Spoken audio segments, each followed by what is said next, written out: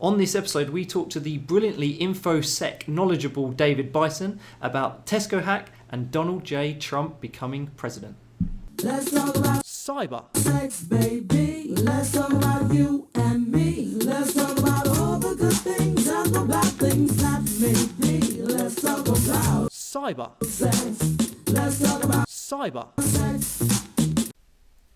Welcome guys, so this is episode 6 of Let's Talk Cybersec. I'm Andy Wall here at Foursys, and today we are doing a bit of a transatlantic demo here, the first time we've given this a go. I'm very excited to have David Bisson on. For those of you that don't know David, he is what can only be described as an infosec news junkie. He is one of the top security journalists in our industry, and quite frankly the list that he works off is too long for me to memorize, so I made a note here, and he is a contributing editor for Graham Cluley Security News. Shout out to Graham, he's a friend of Foursys. We have associate editor for Tripwire's The State of Security blog, another extremely well respected blog in the industry. If you haven't checked that out, I suggest that you go and have a look.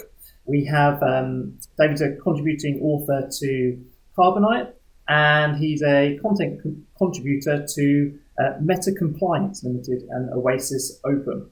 So a pretty decent resume, you can say. And David, welcome to Let's Talk Cybersec. Hey, thanks for having me. Welcome. The pleasure is all ours. So we're going to dive straight in, David. This week, we've had a couple of very interesting news developments.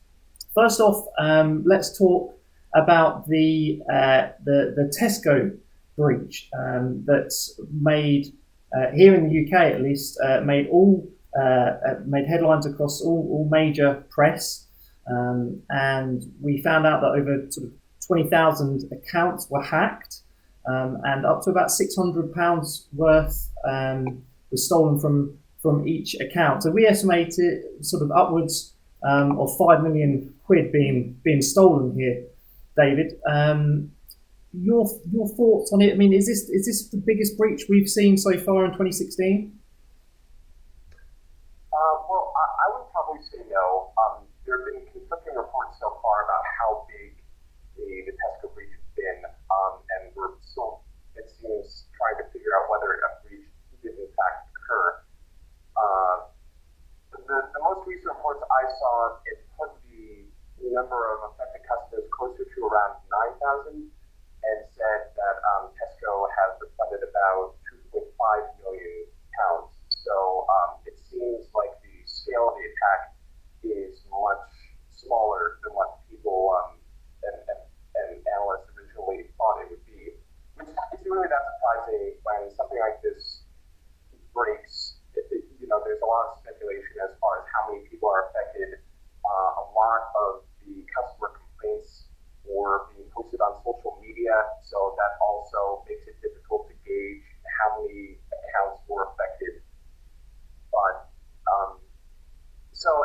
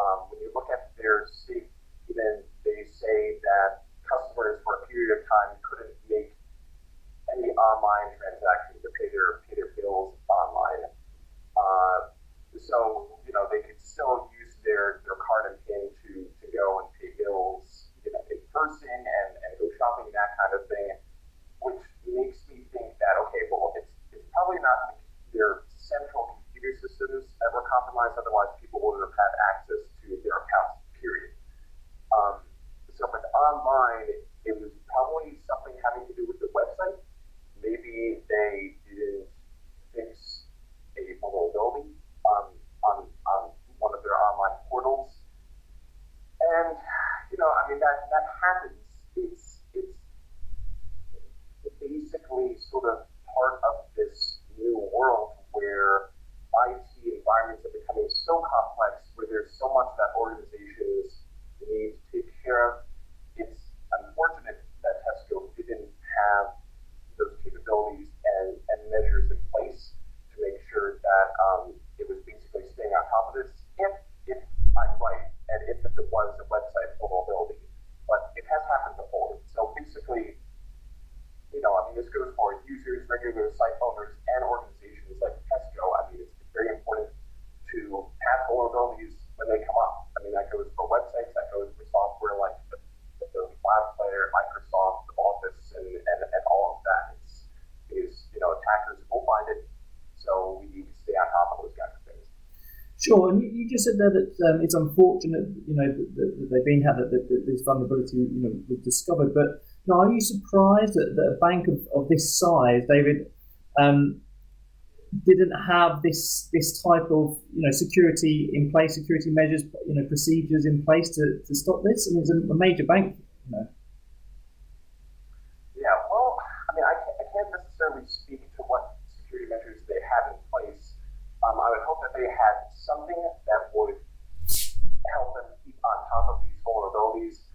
I'm not sure what kind of patching cycle they had. Maybe it was, maybe it was lengthened by a couple of days, a couple of hours, weeks. We don't know how long it took for these attackers to exploit the vulnerability, if it was present, and how long vulnerability has been out. So there's a lot of factors that go into this kind of effort, and so without more information, it's sort of hard to place all of the blame on Tesco. But it is unfortunate. You would expect an organization of this size to have the capabilities. We'd like to think that yes, they're going to patch these kinds of things and take care of security as soon as possible, but that's not the case. In most cases, even trying to detect a breach, it generally takes months for the industry standards. So it's basically keeping in line with that trend that we've seen for the past couple of years at least. So, in your experience, just these full details, how long do you think it's going to be until all the details emerge and we have a better understanding, so that we can, maybe other banks can learn from this? Right. Well, that depends how long the criminal investigation takes. I believe the National Crime Agency, they're still looking into the matter, so it's really up to them as far as what they've found. Maybe they've been doing some forensic analysis on the website of Tesco, and depending on what's there, it could take a couple of weeks. We'll just have to see, and even then, I'm not sure what kinds of information they'll release to the public, but hopefully they can give enough information where, like you said, organizations can learn from this and bolster their website security measures so that they can avoid similar instances from happening to that. Okay, very interesting stuff. Thank you. Another news story that came up, obviously the biggest bit of news, not just in the security industry, but worldwide, was that Donald J. Trump has been elected your president, David. So he talks about the cyber, and Graham Cleary's done a very funny video on the cyber. If you haven't seen it, we'll put a link in the bottom. Go check that out. But this man, arguably now the most powerful man in the universe, who once called for Russian hackers to retrieve emails from the Hillary Clinton's private email server, who characterized IT security types as weighing 400 pounds and in their parents' bedrooms. Can you see this appointment having a detrimental effect on cybersecurity in the US? I could actually see it potentially having an adverse effect everywhere. It's too early to tell what President-elect Trump will do with cybersecurity, what programs he'll put in place, and whether, like Graham Cooley's video sort of suggests, whether he really understands what factors are going into this field, what we should do, what strategies we should come up with. But just looking at the fact that Trump was elected, and if we go back to the hacks at the Democratic National Committee and the Hillary Clinton emails from her campaign, not necessarily the server, the campaign,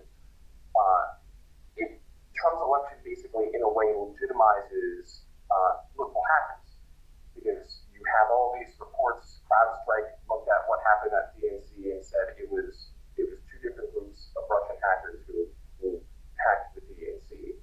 So in a way, then, Trump's victory legitimizes their work of even having a minute effect on the outcome of an election of another country.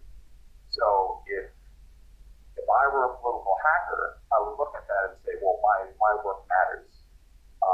If that's the case, Russia and other countries could begin ramping up their attacks to try and influence other affairs, internal affairs of states around the world. So I don't think this is going to the last time that we're going to hear about outside hackers meddling in the affairs of a state. It certainly won't be the last time that the United States will experience something like this, and it's going to be interesting to see where things go from here. Very good. Very interesting to hear your thought there. We're running out of time, so must push on, because finally I want to have a quick word about this Microsoft Day Zero vulnerability that was released by Google researchers earlier in the week, quite controversially actually. They chose to make it public without really giving Microsoft any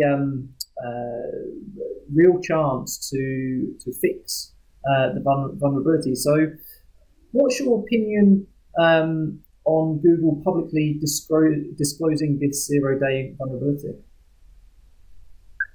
I'm completely against it. I can understand partly the case of Google to try and raise awareness about vulnerabilities, to basically alert people to the fact that a patch will be coming and to keep their eyes peeled for that. But they did so much more harm in the process of coming out before Microsoft even had a chance to release the patch. I mean, if anything, they should have waited for Microsoft to release the patch, then they could have done something out of their own, drawing attention and linking to a fix so that people could implement it as soon as possible. So it really, I feel, was a bad move that put a lot of users in danger of attackers hacking them. Excellent. Well, David, thank you ever so much for your time. Some really interesting insight and knowledge and opinion there. I hope you do. I hope you will join us again. Something that I would like to try this week is question of the day. So what I want to know from our audience is, do you think that Trump's presidency will be beneficial to the cybersecurity industry? Leave your comments below. And if you haven't subscribed to our YouTube channel, make sure you do. I'll have a link to David's Twitter, so you can follow him. Prolific Twitter, like I said, very insightful, does lots of daily news in the cybersecurity industry. And obviously follow us on Twitter if you're not already, and LinkedIn. But from both myself and David, thank you ever so much for watching, and we'll see you again next Friday.